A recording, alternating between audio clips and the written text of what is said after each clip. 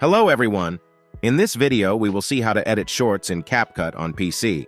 Let's begin by navigating to CapCut on your PC and opening the application. I already have it open on my screen. Let's start by creating a new project.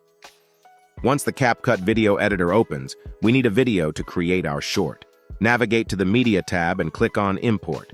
Select a video from your media library and click Open. Once the video is imported into the Media tab, drag it onto the track at the bottom of the screen. To convert the video into a short, change its dimensions. Under the video preview, click on Ratio and choose 9 by 16 inches from the drop-down. Adjust the video size within the selected frame by stretching from the corners. Once the video is set in the preview, let's start editing. From the top left side, go to the Text tab and add a default text box on a new track. Position the text box over the video on the track. You can change the text by editing it from the top right side. You can also adjust the text position by dragging it within the video preview. Adding captions makes the video more appealing, so let's try adding captions to enhance it. In the Text tab, navigate to the left sidebar menu and click on Auto Captions. Select the language and click on Generate. It will take a few moments to generate captions, especially for larger files.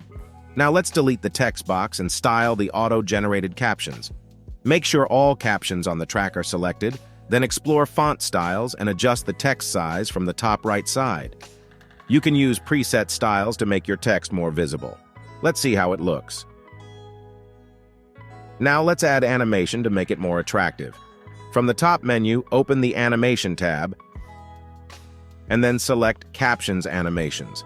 Explore the available animations and choose one that suits your video. Let's play the video to preview the changes. And there you go. You can also add memes, stickers, apply different filters, effects, and much more. That's it. This is how you can edit shorts in CapCut on PC.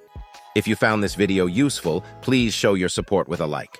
Your feedback is invaluable to us, so feel free to share your thoughts and suggestions in the comments section below. We're eager to hear from you.